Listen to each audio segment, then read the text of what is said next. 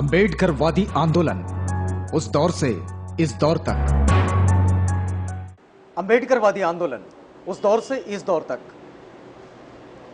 अंतराल के बाद कार्यक्रम में पुनः एक बार आपका स्वागत है। और अंतराल पर जाने से पहले हमने आपसे कहा था कि ये जो बातचीत हम आपके पास पहुंचा रहे हैं यह है धीमान विजय मानकर साहब से, जो कि एम्बस के नेशनल ऑर्गेनाइजर हैं।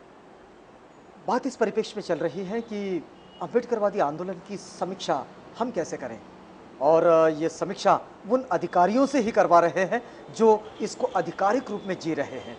सर, ये एम्बस जब कर रहा है तो इसका काम कहाँ पर चल रहा है? अभी देखिए, जैसे महाराष्ट्र के बाहर मैं बताऊंगा, नॉर्थ इंडिया ले जाता हूँ, छत्तीसगढ़, उड़ीसा, झारखंड, उसके बाद यूपी और राजस्थान, मध्य प्रदेश, फिर साउथ की तरफ ले जाओ तो आपको कर्नाटका, केरला, तमिलनाडु, जैसे केरला में धम्म दीक्षा है अभी 1 नवंबर को, तो अभी उत्तर प्रदेश में 11 तारीख को धम्म दीक्षा आगरा में जो है, तो साउथ इंडिया में 3 स्टेट्स हो गए। और अब तो ऐसा हो रहा है कि एम्बस धीरे धीरे बाहर में भी, वर्ल्ड की भी जो कंट्रीज़ में लोग हैं उनसे भी थोड़ा थोड़ा संपर्क आ रहा है, क्योंकि 14 अप्रैल को international day, doctor Ambedkar international day of humanism and enlightenment घोषित करो करके यूएन में हमने प्रेजेंट किया। वो ऑन रिकॉर्ड भी आया, लेकिन उस पर कोई कंट्री, क्योंकि भारत में मोदी जी तो सिर्फ ड्रामा कर रहे 125वें जयंती का, वो तो कोई पॉलिसी बाबा साहब की इम्प्लीमेंट करने वाले हैं नहीं, तो इनके पास तो समय भी नहीं कि बाबा साहब के लिए वहाँ 2 नाम ले, पाकिस्तान पे झगड़ा करते रहे केवल। ठीक है, वो एक फॉरेन पॉलिसी का इशू है, लेकिन सस्टेनेबल डेवलपमेंट गोल्स पे कॉन्फ्रेंस है, आप पाकिस्तान पे चर्चा करते रहे और बाबा साहब को लेके बात करते तो बाबा साहब की पॉलिसी में सस्टेनेबल डेवलपमेंट गोल्स भी आते हैं, तो लेकिन मोदी जी या सुषमा स्वराज को तो इससे लेना देना नहीं है। तो हमने कोशिश की कि इंटरनेशनल डे आए, तो अभी हम फॉरेन में भी धीरे धीरे जो है वो स्प्रेड हो रहे हैं, हल्का हल्का है लेकिन वो भी कर रहे हैं। तो भारत के 15 से ऊपर राज्यों में और कई कम्युनिटीज में स्प्रेड हुआ। हम इसको एम्बस को ये तो देखते हैं ज़रूर कि ये समाज कारण पर काम कर रहा है, राजकारण पर भी काम कर रहा है, इसको धर्म कारण के भी हिस्से में हम लोग देख रहे हैं। अर्थ कारण पर इसका क्या काम? अर्थ कारण में सबसे पहले बात तो जो आपको ये पता होना चाहिए कि ये जो 2014-15 का जो बजट आया है जी, उसमें सबसे पहले अम्बेडकराइट पार्टी ऑफ इंडिया ने चार्टर दिया और सबसे पहली बार एक संकल्पना दी देश में, पीपल्स बजट, कि लोग कहते हैं बीजेपी गवर्नमेंट का बजट है, कांग्रेस गवर्नमेंट का बजट है। हमने कहा नहीं भैया, बजट जो होता है वो लोगों का होता है, ये देश हमारा है, देश का जितना इकोनॉमी है, पैसा ये लोगों का पैसा है, इसका बजटिंग लोगों के लिए होना चाहिए। तो पहली बार भारत सरकार को पॉलिसी बजट कैसा बनना चाहिए, इसका written charter of rights and duties, यानी राइट्स लोगों के, ड्यूटी सरकार की, ये चार्टर दिया 1 जनवरी को दिया। और उस चार्टर में लिखा कि क्या क्या पॉलिसीज होना चाहिए। छोटी छोटी बातें बताता हूँ आपको, जैसे लो एंड सोशल सिक्योरिटी है, जनधन योजना वगैरह, ये सारा हमने सजेस्ट किया है उसके अंदर में कि लो एंड सोशल सिक्योरिटी कम से कम कवर होनी चाहिए। SC/ST एंटरप्रेन्योर्स के लिए 50,000 करोड़ मांगने वाले, मुझे लगता है डिक्की भी नहीं बोल पाई होगी इतना। मैंने कहा था कि 50, राइटिंग में ही है मेरा चार्टर जो है वो, और API के वेबसाइट पर भी आप लोग देख सकते हैं कि 50,000 करोड़ रुपीस दलित एंटरप्रेन्योर्स को, SC/ST एंटरप्रेन्योर्स को मिलना चाहिए बिजनेस के लिए। नहीं तो रिजर्वेशन दो हमको, किसमें? प्राइवेट सेक्टर के अंदर में। क्यों? क्योंकि आप जमीन फ्री में ले रहे, पानी फ्री में ले रहे, हवा फ्री में ले रहे, ऊपर से पोल्यूशन कर रहे, इधर टैक्स दे रहे अंबानी और अडानी को और बाकी इसको 5,72,000 करोड़ रुपए का टैक्सेशन आप पिछले 6,000 से छोड़ रहे हैं। तो इसलिए जो है मैंने कहा या तो रिजर्वेशन इन प्राइवेट सेक्टर दो या SC/ST एंटरप्रेन्योर्स के लिए 50,000 करोड़ दो। ये बजट के अंदर में था। उसके बाद जो नेशनल लूट चल रही है देश की, जो ब्लैक इकोनॉमी है, तो 1.25 लाख करोड़ की जो ब्लैक इकोनॉमी है, अभी 3,770 करोड़ लाए मोदी जी जो है। मूंगफली का दाना लाए हैं भारत के लोगों के लिए, निकाल के फॉरेन से मूंगफली का दाना लाए मोदी जी, 3,770 करोड़ रुपया। तो मैंने ये कहा कि 1.25 लाख करोड़ की ब्लैक इकोनॉमी है और भारत की 50% इकोनॉमी ब्लैक इकोनॉमी है, यानी 128 लाख करोड़ हमारा जो GDP है उसमें 50% ब्लैक इकोनॉमी है।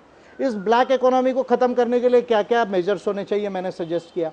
सबसे पहली बात कहा कि ये जो टैक्स आप छोड़ रहे हो 5,72,000 करोड़ का, उसको आप बंद करो। आपका 8 लाख करोड़ के ऊपर NPAs हो गए, बैंक का बैड लोन्स हो गए, उसको आप रिकवर करो। दलित एंटरप्रेन्योर्स को 50,000 करोड़ रुपया आप दो, SC/ST एंटरप्रेन्योर्स को। लो एंड सोशल सिक्योरिटी लाओ, और आपका SC/ST सब प्लान जो है वो अगर 25% पॉपुलेशन है तो बजट का 25% क्यों नहीं होना चाहिए SC/ST सब प्लान।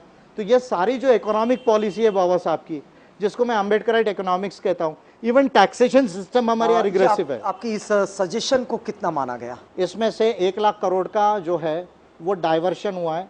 अगर जो 19.5 लाख करोड़ का लगभग जो बजट था, ऐसा मान लीजिए 1 लाख करोड़ हमने अफेक्ट किया बिना एक मेंबर पार्लियामेंट के, बिना एक एमएलए के। एपीआई ने charter of rights and duties और देश के 300 जिलों में जन आंदोलन करके पीपल्स बजट पे 1 लाख करोड़ रुपया फोर्स किया गवर्नमेंट को राइट पॉलिसी बनाने के लिए। 1 lakh crore. This has happened for the first time in the history of India. आपने सर एक तंत्र कारण की भी बात की, विज्ञान कारण, तंत्र विज्ञान कारण। अभी देखो सोशल मीडिया में हम नंबर 1 हो गए बहुजनों में। अभी एम्बस प्रबुद्ध भारत और एपीआई की जो फेसबुक के पेजेस है वो आज 1.5 करोड़ लोगों को जाते हैं। अभी फेसबुक यूजर्स 10 करोड़ है देश के अंदर में मोबाइल पर, 13 लाख लोग इंटरनेट यूज कर रहे हैं मोबाइल पर। This is the latest data. और 30 करोड़ लोगों को 2019 में जो न्यू टेलीकॉम पॉलिसी है उसमें मोबाइल पर इंटरनेट यूज करेंगे। मैं चाहता हूं हर मोबाइल में अम्बेडकरिज्म का मैसेज जाए, through Facebook, through Twitter, through WhatsApp, through social media. क्योंकि आपका मीडिया तो बड़ा होगा, मेरी मंगल कामना है, लेकिन आपका मीडिया बड़ा हो, पूरे चैनल पे दिखे, मेरा मीडिया मोबाइल में जाएगा डायरेक्ट। क्या बात तो है, यह क्या तंत्र विज्ञान कारण को हम यूज कर रहे हैं। और विश्व कारण इसे आप कैसे कहते हैं? विश्व कारण हमको, जैसे यूएन जनरल असेंबली है जी। तो मैंने चैलेंज किया यूएन जनरल असेंबली को कि भाई आप जो बाबा साहब अम्बेडकर का एजेंडा को आप इग्नोर कर रहे हैं, ये केवल 14 अप्रैल इंटरनेशनल डे करना, आप मंडेला को कर सकते हैं, 18 जुलाई मंडेला कर सकते हैं। मंडेला के प्रति मुझे रिस्पेक्ट है, लेकिन मंडेला का आंदोलन बाबा साहब से बड़ा नहीं था। मार्टिन लूथर किंग का आंदोलन जो है वो बाबा साहब से बड़ा नहीं था जी। उसके पहले वॉल्टर राउसो से लेके मार्क्स माओ तक सब लोग हुए, दुनिया के अंदर कई फिलोसोफर्स हुए। तो ये यूनाइटेड नेशंस जो पार्शियल एजेंडा कर रहा है, तो ये एजेंडा जो है वो करेक्ट करने की जरूरत है। विश्व कारण में आप देखिए दुनिया में कितना दुख है। अभी आप देखिए कि 25% आबादी दुनिया की मल्टी डिमेंशनल पॉवर्टी की शिकार है दुनिया के अंदर में। दुनिया के 1% लोगों के पास 50% संपत्ति हो गई है। भारत के 10% लोगों के पास 55% संपत्ति हो गई है। सरकार कहती है हमारे को स्कूल के लिए पैसा नहीं है, आपके बस्ती के लिए पैसा नहीं है, हमको ड्रिंकिंग वाटर के लिए पैसा नहीं है। अरे भैया पैसा कहाँ मोदी जी, ये मंदिरों में जो है फॉरेन में है और ये ब्लैक मनी हवाला चल रहा है, जो इसको खत्म करो ना। देश में कहाँ पैसा नहीं है दुनिया के अंदर में। थॉमस पिकेटी ने capital in the 21st century एक बड़ा मॉन्यूमेंटल बुक लिखा है जी। बाबा साहब ने जो कहा था कि दुनिया में कैपिटलिज्म जैसा है वैसा ही अगर भारत में आया और दुनिया में रहा तो इनइक्वालिटी आएगी। सेकंड वर्ल्ड वॉर के समय में कहा था कि साल्वेशन ऑफ द वर्ल्ड करना है। तो जब तक दुनिया की रचना समता, स्वतंत्रता, बंधुता के आधार पर समाज और आर्थिक रचना नहीं होती तब तक दुनिया की मुक्ति होने वाली नहीं है। बाबा साहब ने सेकंड वर्ल्ड वॉर के समय में ये रास्ता दिया, जस्ट वर्ल्ड ऑफ पीस। जब तक आप जस्टिस नहीं लाओगे तब तक शांति आने वाली नहीं। टेररिज्म है, लोग टेररिज्म पर बात कर रहे हैं पर जस्टिस, न्याय लाने की बात नहीं कर रहे। अरे भाई आपको शांति चाहिए तो गांधी जी थोड़ी शांति देंगे, तो जस्टिस देना होगा, जस्टिस देना होगा।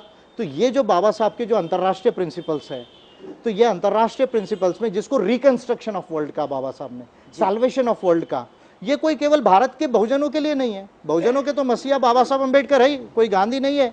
और हेगड़ेवार, गोलवलकर, सावरकर ये कोई हमारी हिस्ट्री के लोग नहीं है, ये हमारी हिस्ट्री के बाहर है सिंधु सभ्यता। ये सारी पॉलिसी को समर्थन कितना बनता है? समर्थन तो बनना ही, करना ही पड़ेगा, क्योंकि इस रास्ते से अगर देश और दुनिया नहीं जाएगी तो उसका उद्धार नहीं होगा। नहीं तो लेकिन आप जो ये काम 2006 से जो आपने शुरू किया, यस, तो इस पर कितना समर्थन आया है? समर्थन इंटेलेक्चुअल लेवल पर मान रहे हैं। अभी मैं देख रहा हूँ, मैं चैलेंज कर रहा हूँ, मैं तो मोदी को भी चैलेंज किया, जेटली को चैलेंज कर रहा हूँ। राहुल गांधी तो जान दो उसका ग्रेजुएशन भी नहीं हुआ है, तो इसलिए मैं उसकी बात नहीं करूँगा। अभी मैं बोल रहा हूँ, आप अपने आप को बहुत होशियार समझ रहे, मेरे साथ 1 घंटे का डिबेट कर लो, देश को पता चल जाएगा कि who is more intellectual, whether the aerial and antennas are intellectual और whether the Ambedkarites are intellectual. डरते ट्विटर पे बात करते, मन की बात करते। इसे आत्मविश्वास का है या अहंकार? इसको आत्मविश्वास कहिए और आत्मसम्मान भी कहिए। और ये आत्मविश्वास और आत्मसम्मान मैंने बुद्ध और बाबा साहब। अच्छा, मुझे एक बात बताइए कि प्रस्थापित हिंदुत्ववादी फोर्सेस जो है उसका कितना आह्वान, कितनी चुनौती आप इस पॉलिसी के सामने देखते हैं?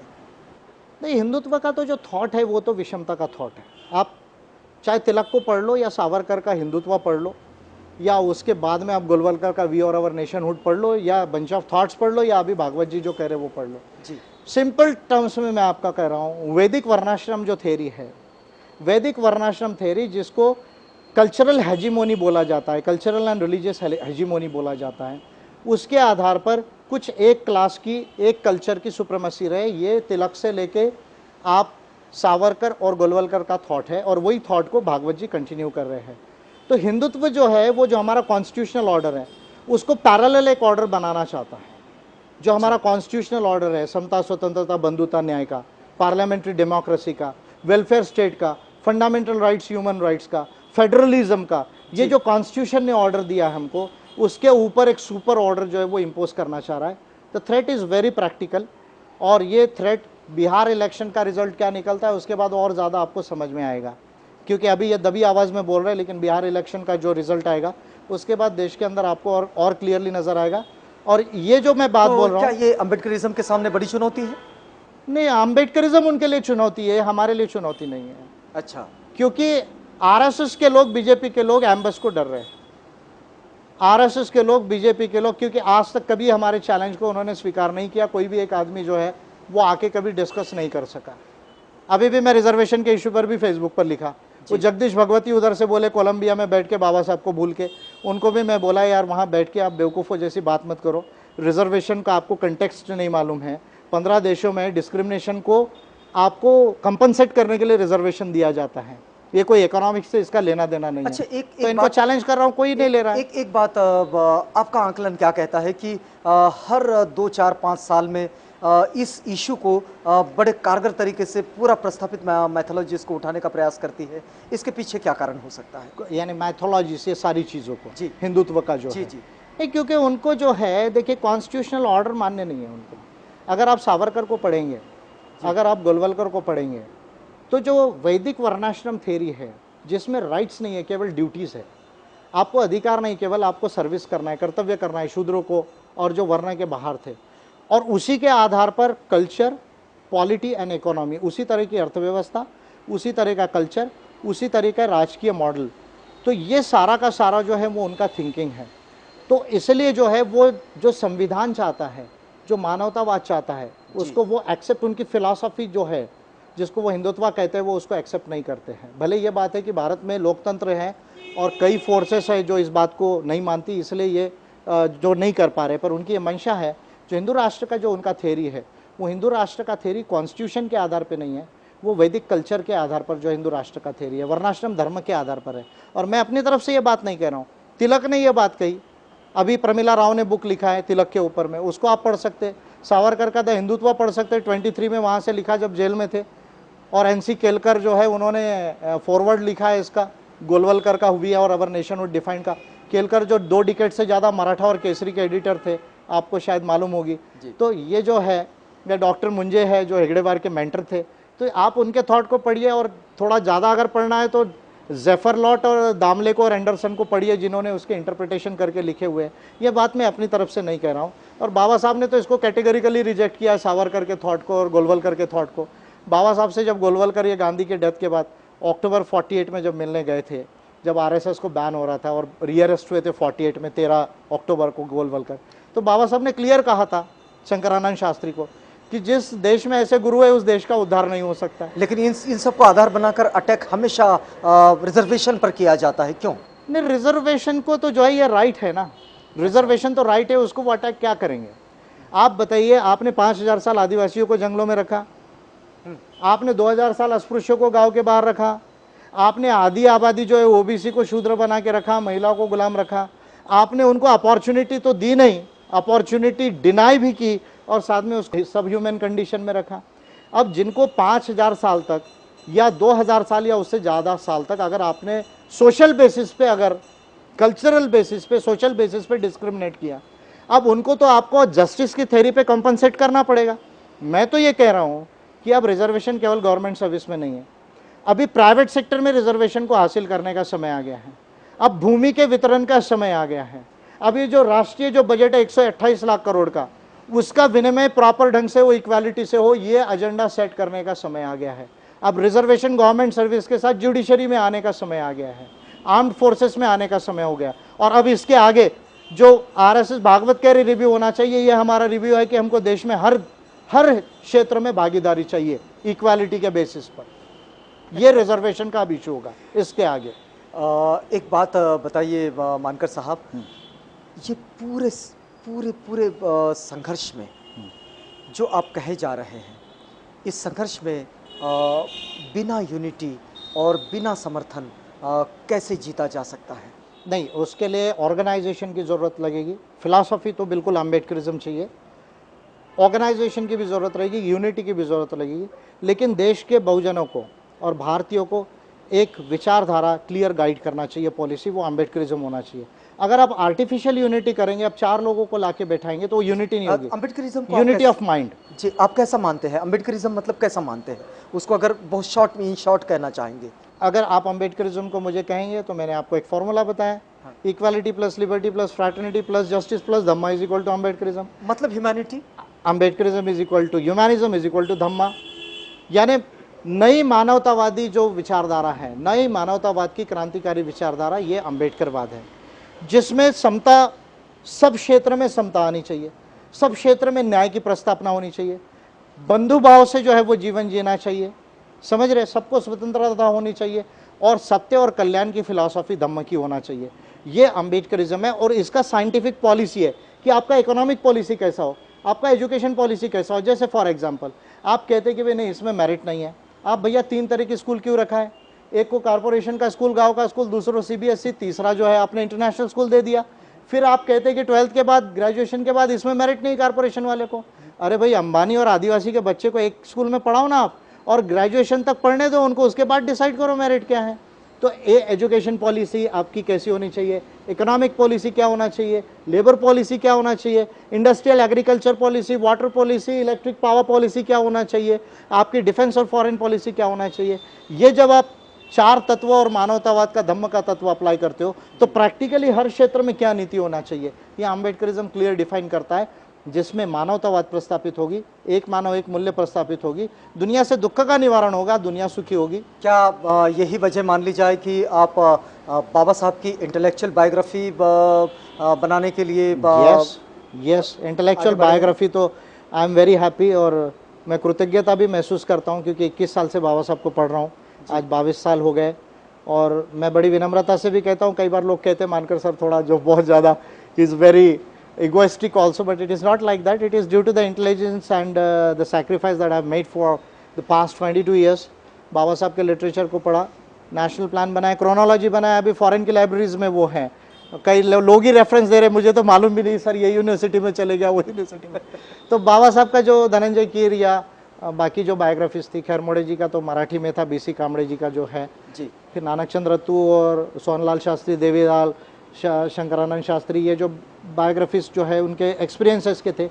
तो पर ये जो इंटेलेक्चुअल बायोग्राफी मैं लिख रहा हूँ, जो जनवरी में पब्लिश हो जाएगी, बम्बई से मैं प्लान कर रहा हूँ, क्योंकि 125th ईयर का सेलिब्रेशन भी कर रहे हैं हम लोग। तो उसमें जो है 4 चीज़ें ब्रीफली आपको मिलेगी। एक तो बाबा साहब का पूरा लाइफ, पूरा कार्य, पूरा मोमेंट, पूरा प्रमुख विचार, और उसका जो एनलाइटनमेंट है वैश्विक लेवल का, वो सब एक ही जगह मिलेगा आपको। और एक ही जगह पढ़ने से आपको पूरा बाबा साहब अम्बेडकर जो है बेसिकली क्लियर हो जाएगा। उसके बाद जिसको रिसर्च करना है वो पढ़ सकते हैं। और ये बेसिकली मैं इंग्लिश में लिख रहा हूँ, क्योंकि इंग्लिश में ही बाबा साहब का 95% लिटरेचर है। बाद में कोशिश प्रयास करेंगे कि कुछ लोग हिंदी मराठी में उसको कर ले। अब मेरे लिहाज से धनंजय कीर का बायोग्राफी ऑब्सोलीट हो गया है, और मैं बोलूँगा नहीं 6 बायोग्राफी एक व्यक्ति कैसे लिख सकता है, ये भी एक बड़ा सवाल है। How 1 person can be in love with 6 women, तो इस तरह का जो सवाल है। तो तिलक, और वो भी कॉन्ट्ररी आइडियोलॉजी, तिलक सावरकर से भी प्यार है, इधर बाबा साहब और फुले से भी प्यार है। तो ऐसा प्रोफेशनल बायोग्राफी मैं समझता हूँ। खैर मोड़े जी का 12 वॉल्यूम में है, मराठी में है, उसका इंग्लिश में नहीं होने से, और फिर राइटिंग एंड स्पीचेस का भी इशू आता है, जो ओरिजिनल बाबा साहब का थॉट जो पब्लिश हुआ। तो ये सारी चीज़ें अभी आपको एक में मिलेगी, और मेरी धन्यता होगी कि अब इसको पढ़कर जो है लोग बाबा साहब को देश दुनिया में समझ सकेंगे। विजय मानकर की इंटेलेक्चुअल बायोग्राफी पढ़े बगैर कोई आगे नहीं जाएगा जनवरी के बाद। अच्छा, मुझे एक बात बताइए साहब कि इस वक्त मैं देख रहा हूँ कि एम्बस के अधिकतर प्रोग्रामिंग जो हो रहे हैं वो धम्म दीक्षा पर कॉन्सेंट्रेट है। और अभी भी केरला में होने वाला है, अभी यूपी में, अभी हाल ही में आगरा में उसका कन्वर्शन हो रहा है, और कन्वर्शन के अब से पहले भी उड़ीसा में कन्वर्शन के प्रोग्राम, और ये छत्तीसगढ़ में, मध्य प्रदेश में, ये सारी चीज़ों को जो हम देखते हैं, क्या ये नेशनल प्लान का हिस्सा है एम्बस के? Yes, very much. भारत को बोधमय बनाना है, प्रबुद्ध भारत बनाना है, ये प्लान क्या ये राजनीति का आधार बनेगा? मेरा तो सिंपल कहना है कि आपकी पॉलिटिकल कॉन्स्टिट्यूंसी सोशल और कल्चरल और इकोनॉमिकल कॉन्स्टिट्यूंसी पर बेस्ड होनी चाहिए। आप केवल पॉलिटिक्स करोगे हार जाओगे। देखो आप क्या हो रहा है, अभी बिहार में सफोकेट कर रहे हैं, यूपी में हरा दिया। भारत की जो चुनावी व्यवस्था है वो अप्रातिनिधिक है जी। और इस पर भी मैं बहुत बड़ा काम कर रहा हूँ, लेकिन आज मैं नहीं बोलूँगा। पर ये जितने लोग जीत रहे हैं ना पार्टीज, ये सब चुनावी व्यवस्था की गलत होने की वजह से जीत रहे हैं। अभी आप देखो ना, देश में 20 लाख पर एक एमपी है, पार्टी पे सीलिंग ही नहीं पैसे का, आपकी ईवीएम मशीन का कोई रिकॉर्ड ही नहीं है। अब जब इस तरह की व्यवस्था रहेगी, स्टेट इलेक्ट्रल फंडिंग ही नहीं, गरीब इंसान खड़ा नहीं हो सकता, आप कितने भी अच्छे हो। फुले जी पार्लियामेंट क्यों नहीं जाना चाहिए, पर फुले जी खड़े होंगे, पैसा नहीं है तो वो जीत के नहीं आ सकते। तो स्टेट इलेक्ट्रल फंडिंग नहीं। अरे यूरोप में देखो, लैटिन अमेरिका में देखो, अफ्रीका में देखो, अमेरिका में देखो, ये देश का चुनावी व्यवस्था जो गांधी जी ने कल बर्थडे गया, गांधी का अगर कोई सबसे बड़ी देन है तो यही है देश में कि डेमोक्रेसी आ रही है। अगर उसमें रूल करना है जी। जो जिसको बाबा साहब अम्बेडकर ने ट्रेडिशनली गवर्निंग क्लास कहा था, what Congress and Gandhi have done to the untouchables में, तो गांधी जी ने ये रास्ता दिया कि लोकतंत्र आएगा, one man one vote one value आएगा। हम रूलिंग में नहीं रह सकते, अगर रूलिंग में रहना है तो चुनावी व्यवस्था को अप्रातिनिधिक बनाओ।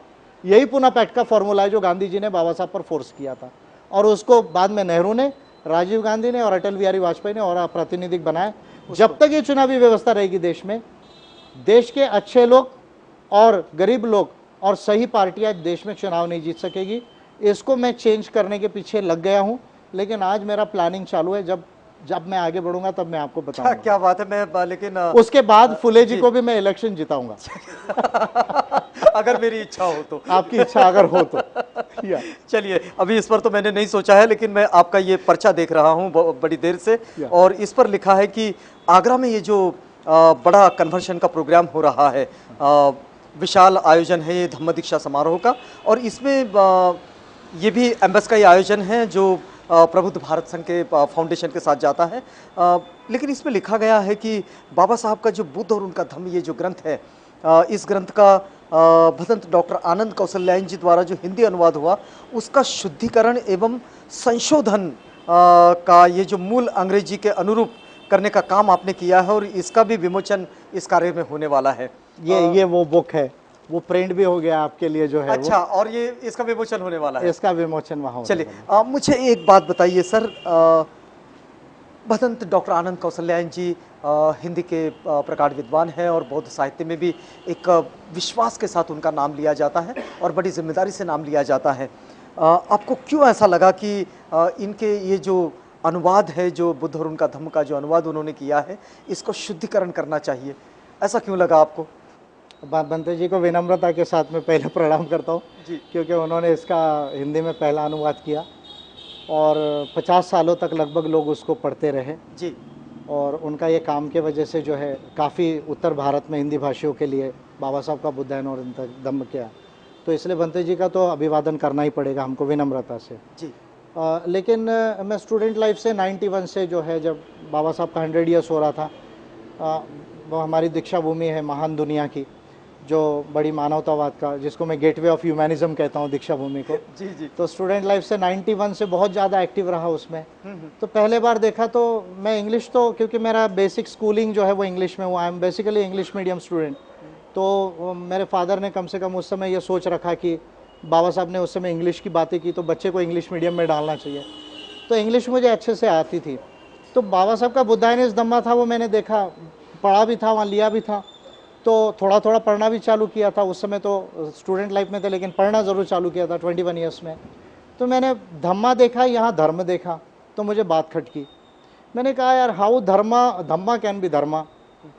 ठीक है, लिटरल ट्रांसलेशन में आप कह सकते हैं, लेकिन मेरे लिहाज से अगर आप वेदों से लेके अगर मनुस्मृति को पढ़ेंगे, जिसको श्रुति और स्मृति कहते हैं, तो धम्म और धर्म में इतना ही फर्क है जितना ज़मीन और आसमान में।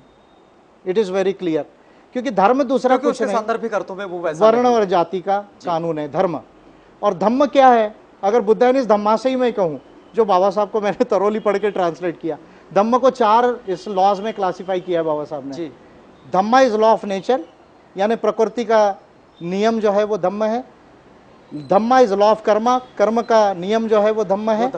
कॉज इफेक्ट, कार्य कारण भाव यानी धम्म है। और प्रतीत्य समुत्पाद, डिपेंडेंट ओरिजिनेशन यानी धम्म है। बाबा साहब ने बुद्धायन धम्म को 8 बुक्स में लिखा और 4 लॉज में लिखा है।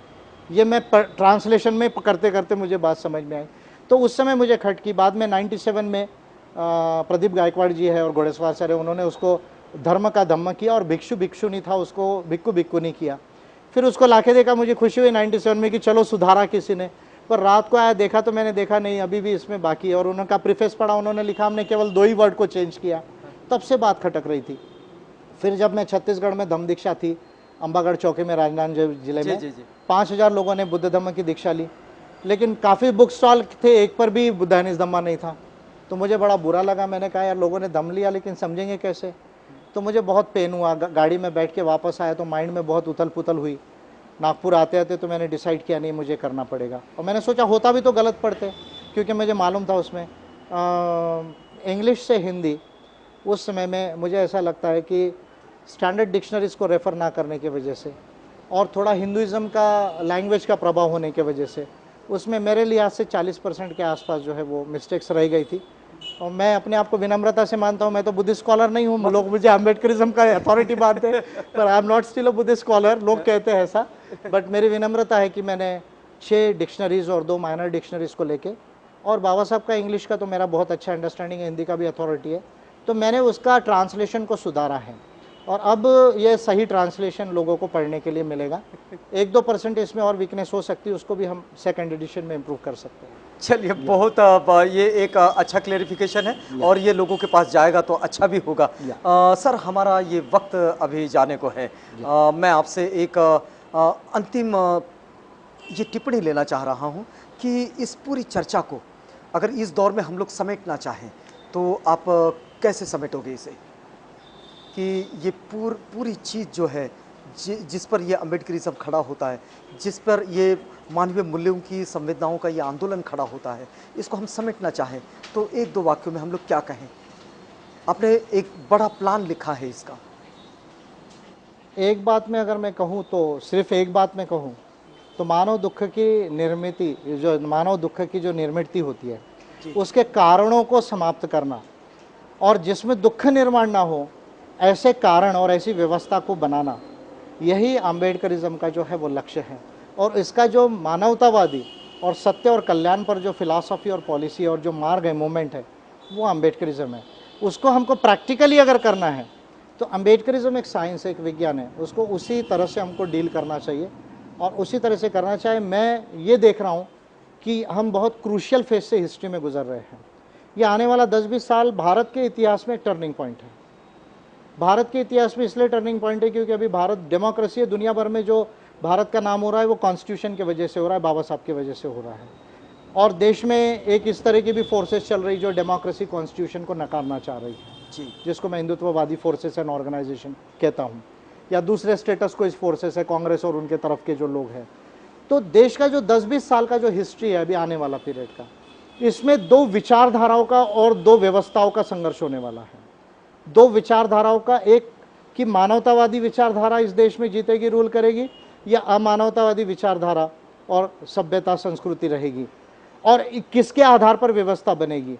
तो ये जो conflict of idea of India है जी, ये conflict of idea of India जो है, और उसके आगे जाके वर्ल्ड कैसा जो है वो चेंज हो सकता है। तो ये भारत में और दुनिया में जो है आइडियोलॉजीज़ का एंड ऑर्डर्स का कॉन्फ्लिक्ट होगा। और मैं ऐसा समझता हूँ कि 10 साल में, 20 साल में, मैं हमेशा ये कहता हूँ कि अब हमें हिस्ट्री पढ़ने और जानने की तो ज़रूरत है, लेकिन अब हिस्ट्री बनाने का समय आ गया है।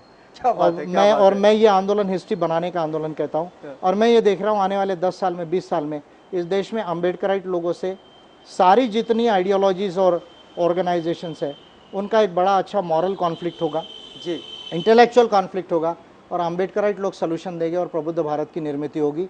ये काल में जो हम करेंगे उससे नया इतिहास बनेगा। वो इतिहास जो भगवान बुद्ध ने बनाया, बाबा साहब ने बनाया, 1818 में हमारे पूर्वजों ने बनाया, 10,000 साल पहले हमारे पूर्वजों ने, इंडो नागाज ने बनाया, वही इतिहास हम 21वीं शताब्दी में ये 10 साल 20 साल में बनाने वाले हैं। क्या बात और है, क्या एम्बस इसमें मेजर रोल प्ले करेगा। अम्बेडकरिज्म से प्रबुद्ध भारत और प्रबुद्ध दुनिया का निर्माण होगा। क्या बात है।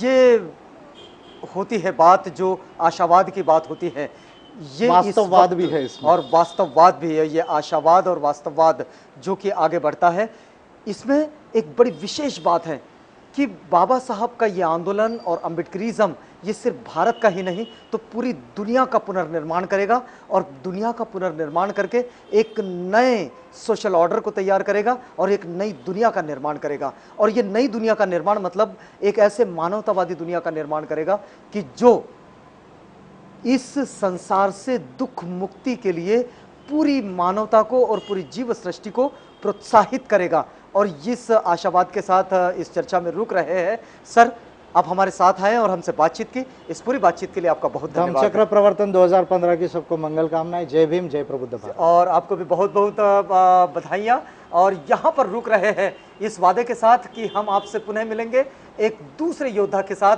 जो योद्धा अपने कांधे पर यही अम्बेडकरवादी आंदोलन का परचम लेकर आगे चला है इस मानवतावाद की रणभूमि में। तो इस वादे के साथ यहाँ पर रुकते हैं। बने रहिएगा आवाज़ इंडिया के साथ।